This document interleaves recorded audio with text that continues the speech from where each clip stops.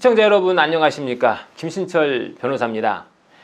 개인회생을 신청하는 채무자가 아파트를 소유하고 있을 경우에 보통은 아파트에 근저당권이 설정되어 있는 경우가 많죠. 채무자는 이 소유하고 있는 아파트를 유지한 채로 보통은 개인회생을 진행하길 원하는데요. 그래서 근저당권 채무를 개인회생 변제 계획에 의하지 않고 별도로 갚아나가는 분들이 많습니다. 이런 경우 개인회생과 무관하게 변제해 나가는 것으로 채권자와 원만하게 협의가 되었다면 문제가 없겠지만, 혹시라도 근저당권자가 개인회생을 이유로 본인의 담보권을 실행하고자 한다면 막을 방법이 없습니다. 개인회생 변제 계획안이 인가가 되면 집행에 대한 중지와 금지의 효력이 상실되어서 근저당권자는 개인회생과 무관하게 자신의 담보권을 실행할 수가 있기 때문이죠. 자, 그렇다면 이런 상황에서 채무자는 어떻게 해야 할까요? 그냥 본인의 아파트가 경매되는 것을 지켜봐야만 하는 걸까요? 그렇지는 않습니다. 통상 두 가지 방법이 있는데요. 첫 번째는 개인회생 진행 전이나 진행 도중에 아파트를 처분하는 겁니다. 아파트가 경매로 매각되기 전에 시세대로 매매를 해서 다른 집으로 이사를 가는 거죠.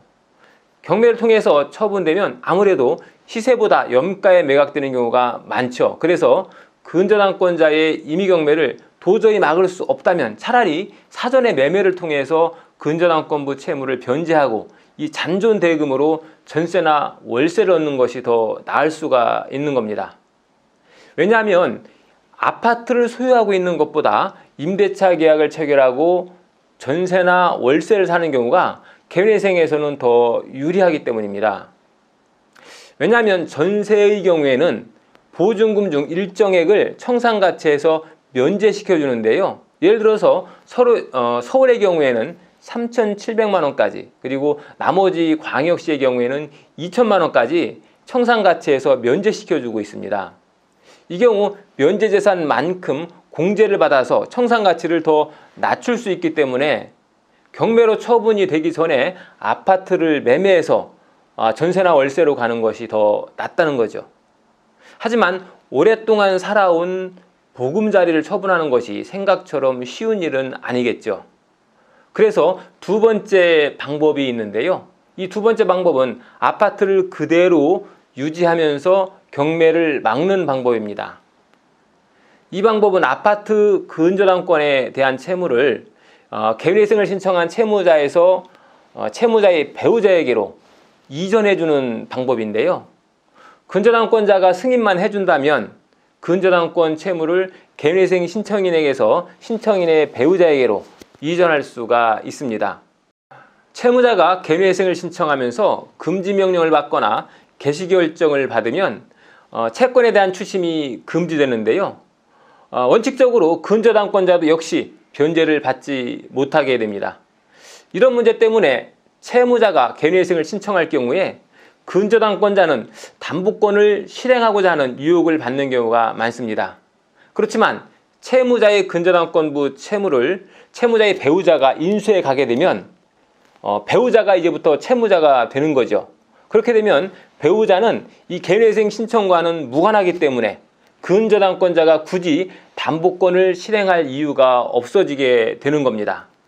그래서 아파트를 유지하면서 개인회생을 마칠 수가 있게 되는 거죠. 다만 이때 일부 금융기관은 아파트의 소유 명의까지도 배우자와 공동 명의로 변경하라 하는 요구를 하는 경우가 있는데요.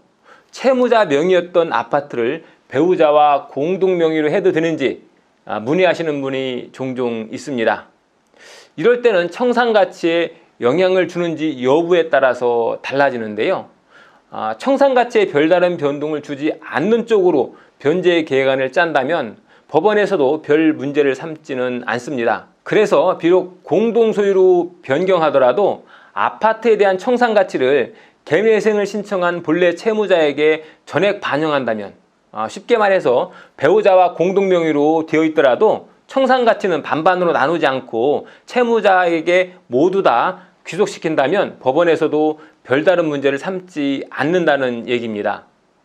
다만 개인회생 직전이나 개인회생 도중에 본인 명의의 아파트를 배우자에게 일부 증여하는 형태로 비춰질 수 있기 때문에 이 부분은 법률사무소와 미리 상담하시는 것이 좋겠습니다.